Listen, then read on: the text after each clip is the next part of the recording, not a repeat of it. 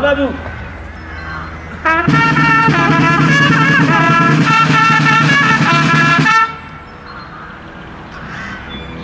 19 mars 2019, journée nationale à la mémoire des victimes d'Algérie, de Tunisie et du Maroc.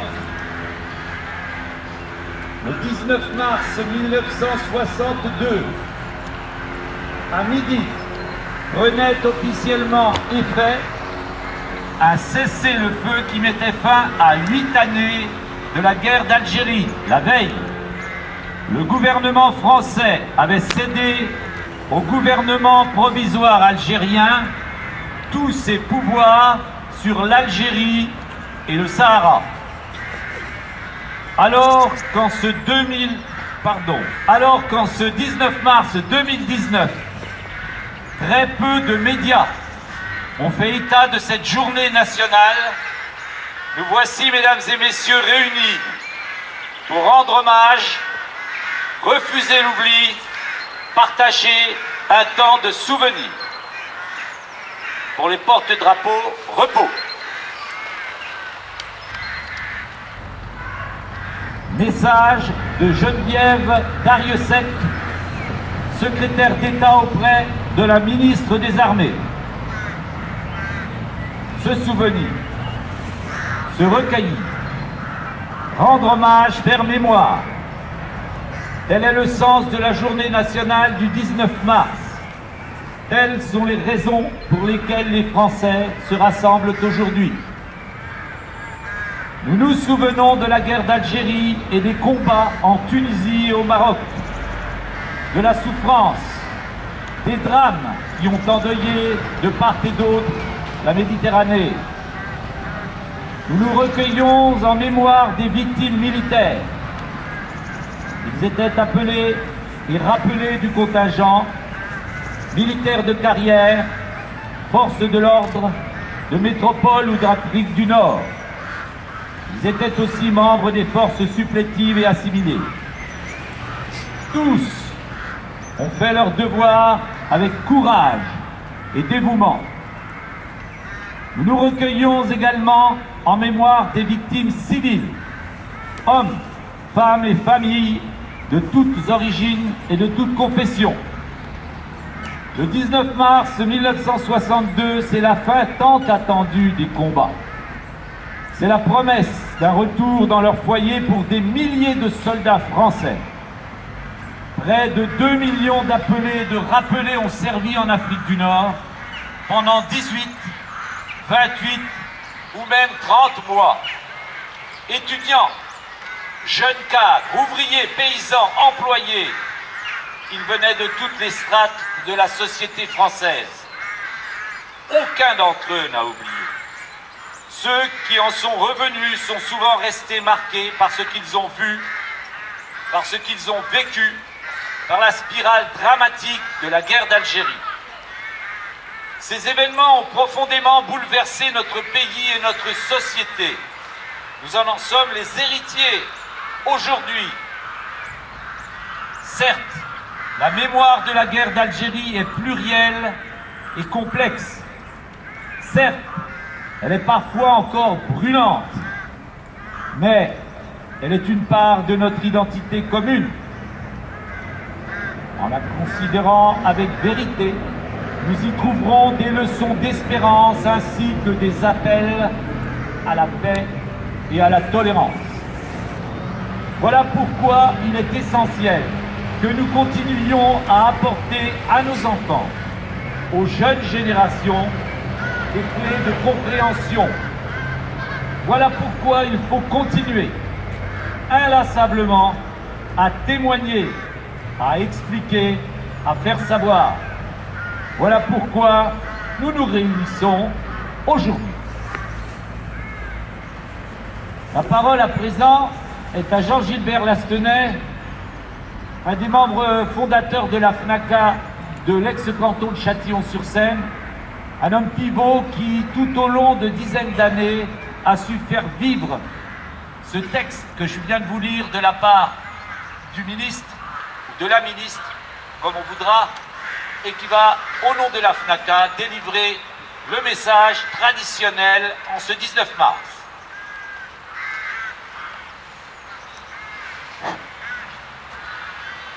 Au jour anniversaire de la proclamation 1962 du cessez-le-feu de la guerre d'Algérie, la France honore nos 30 000 frères d'armes tragiquement disparus durant 10 années de meurtriers combats en Algérie, Maroc et Tunisie. Devenus invisibles, mais toujours présents en nos cœurs, avec bravoure et dévouement, ils ont porté nos 3 couleurs. Enfants de la République, ils l'ont servi avec fidélité. Ils ont préservé ses valeurs et permis sa cohésion nationale. À 20 ans dans les Aurès, ils ont vécu l'enfer dans cette guerre dont il fallait taire le nom. Dans des cercueils plombés, sans le moindre humanisme, ils ont été restitués à leur famille, la mention mort pour la France souvent absente. Les pleurs d'une maman, un père foudroyé par la douleur, une épouse, une fiancée effondrée et désorientée, une sœur, un frère accablé par le malheur, les questions de l'enfance sans réponse, tant de vies à jamais brisées. Avec émotion, nous pensions à ces familles si durement éprouvées et au destin profondément bouleversé. L'État se doit de leur exprimer sa gratitude et sa considération. Par-delà les brûlures de l'histoire, faire vivre leurs souvenirs, c'est les faire apparaître pour ne pas disparaître. C'est mobiliser les forces vives de la nation pour s'élever contre l'indifférence qui génère les déviances et l'ignorance qui nourrit le racisme et la haine. C'est préserver les valeurs de l'humain. Voir passer la colombe sur l'arc-en-ciel de la paix implique courage et vigilance. C'est toujours en temps de paix que les enfants apprennent à jouer à la guerre. Leur enseigner notre parcours de vie, c'est enrichir l'histoire pour une juste appréhension de ce conflit. C'est éveiller leur conscience, les aider à se forger un avenir radieux, un espace de vie, de confiance et d'espérance. Les citoyens formant une ronde pour s'ouvrir au monde et transmettre leur message de paix, d'amour, de joie et d'amitié. Avec enthousiasme, fédérons toutes les énergies pour préserver la paix, ce bien si précieux. C'est donner un sens à la vie. Vive la République, vive la France!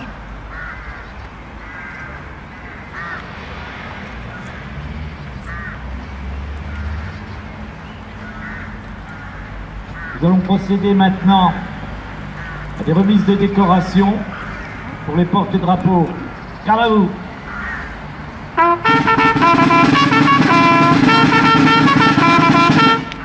Récipiendaires, veuillez gagner vos emplacements.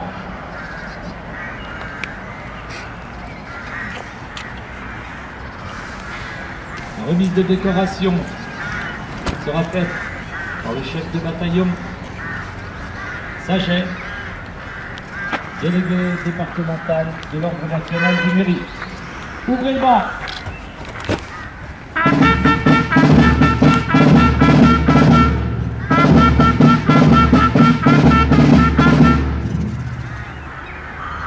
Monsieur Bardet, Jean-Paul.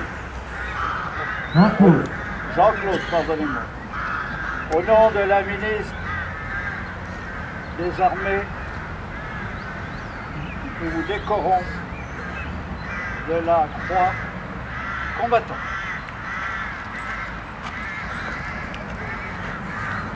Jean-Claude Bardet fait partie du 35e régiment d'infanterie et du 65e bataillon d'infanterie de marine.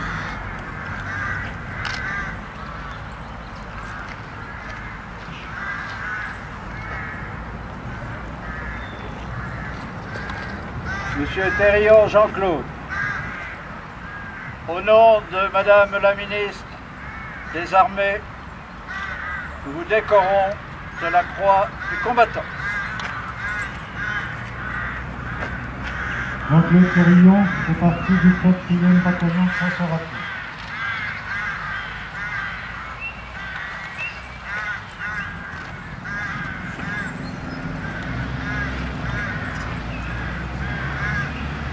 Fermez le banc.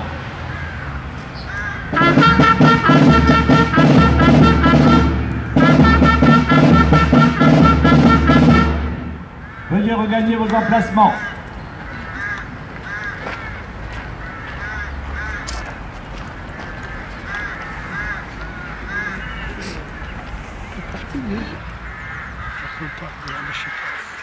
procéder maintenant au dépôt des gerbes. Savoir, première gerbe, celle du comité local de la FNACA. Elle sera déposée par les récipiendaires.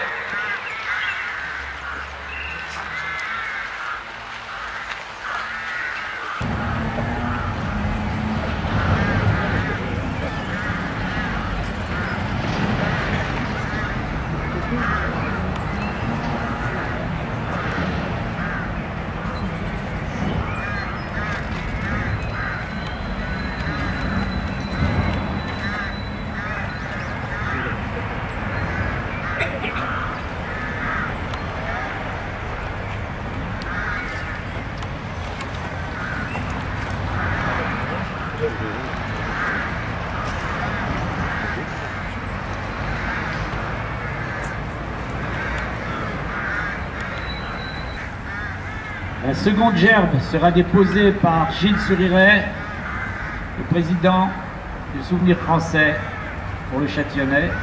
Veuillez déposer votre gerbe.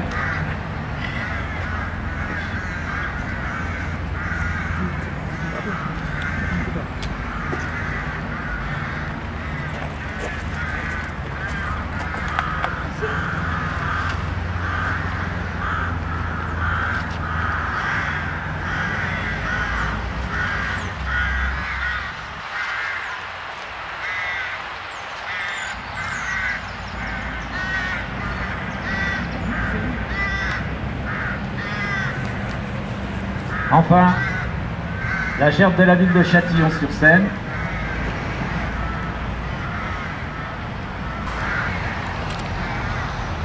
Déposée par Hubert Brugand, le maire.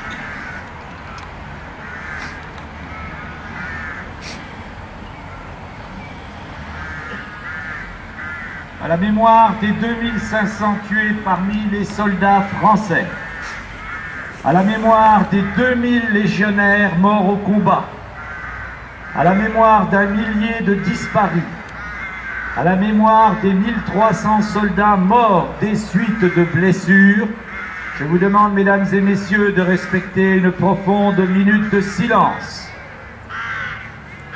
Aux morts.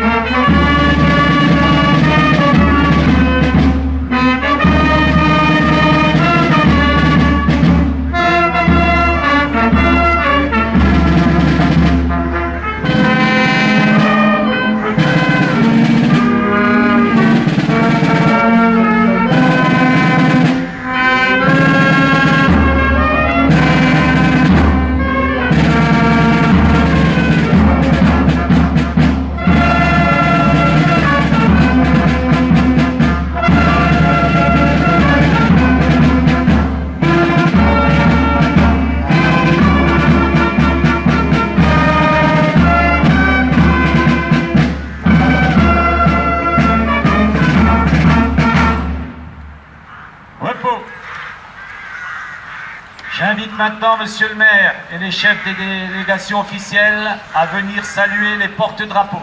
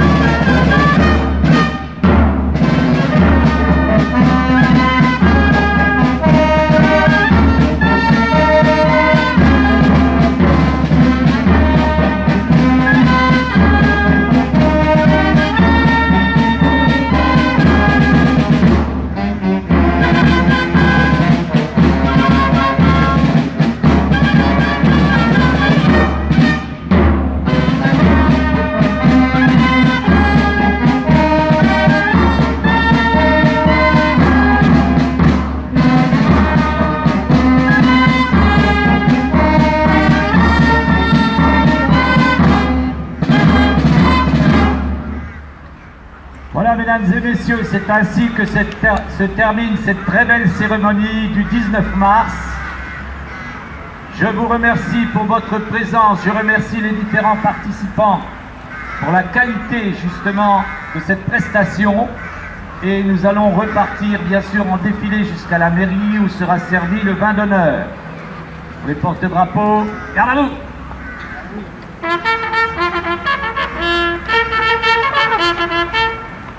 À disposition des chefs des délégations pour la mise en place du défilé.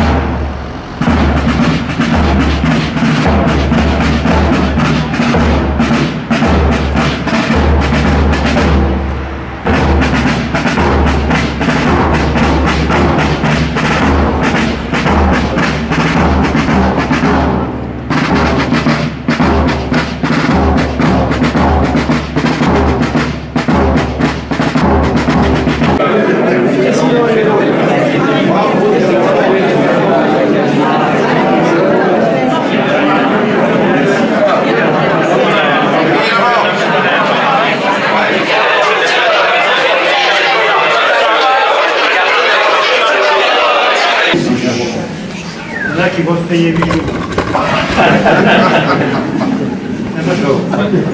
Déjà, arrêtez de faire debout, ça vaut le Bon alors, je voulais simplement vous remercier pour les gens d'Arsaca. C'est un devoir, mais les autres, notamment les époux, merci. Et puis je voulais remercier la municipalité, disons pour l'accueil que la municipalité de Châtillon nous fait depuis, disons, on va dire en gros, depuis 1971-72. Et puis je vais remercier mes amis de la ville, mes amis de la ville, pour l'accompagnement toujours fidèle qu'ils nous font depuis ces années. Voilà. Alors encore merci Hubert, et puis je vous dis à l'année prochaine si Dieu le veut.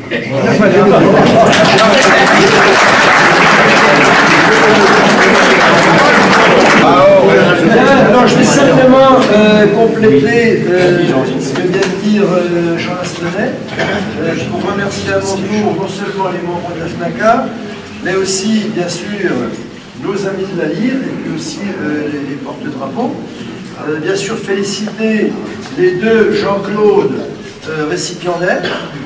Voilà, au fil du temps, eh bien, il y a des avancées qui sont faites pour rendre hommage à des combattants qui ont été oubliés. Donc c'est juste réparation finalement que cette distinction. Et puis donc 57e anniversaire, j'étais ce matin avec vos amis de la FNACA de l'ancien canton de Montigny à Grand-Cé-sur-Ours. Vous étiez aussi assez nombreux. Pour une commune rurale, j'ai été agréablement surpris. Et puis, le souvenir en général, eh bien, c'est pas facile. C'est pas facile à transmettre. Tout à l'heure, je sortais de la mairie, il y avait une dame parisienne, me dit-elle. Je lui dis, mais qu'est-ce que vous faites là, entre 50 et 55 ans? Elle me dit, c'est quoi? Je dis, c'est le 19 mars. Oui, 19 mars, c'est quoi? Elle me dit, oh, c'est quoi? Ça vous faites la Saint-Joseph? Il faut croire que dans le calendrier, c'est la Saint-Georges. J'ai dit, c'est la fin des combats en Afrique du Nord. Ah bon, et c'est qui la FNACA? Je ne la connais pas. Bon, l'Afrique du Nord. Bref. Comme quoi, des fois, les mains nous entendent. Voilà, une dame de Paris, elle sait ni la guerre d'Algérie, ni quand est-ce que c'est fini, ni ce qu'elle a fait là. Bon, j'ai dit, vous ne pouvez pas rester, non, je suis pressé, etc. Voilà. Donc vous voyez que ce n'est pas réjouissant pour les années à venir. Bon, je ne sais pas si c'est le fait qu'elle venait de Paris, peut-être qu'en province, cette culture un peu de l'histoire et du souvenir, elle était plus ancrée dans le milieu rural, c'est possible, alors qu'à Paris, ça m'étonnerait qu'il y ait des cérémonies aussi, peut-être à l'Arc de Triomphe, je ne sais quoi. Bref, voilà, donc une anecdote qui nous fait dire que finalement, il ne faut rien relâcher, il faut être constamment sur le qui-vive, sinon tout ça, ça part en éclat. Voilà, écoutez, j'en ai terminé, on va pouvoir trinquer à notre santé à tous, et bien sûr, vive la FNACA. Je vous remercie.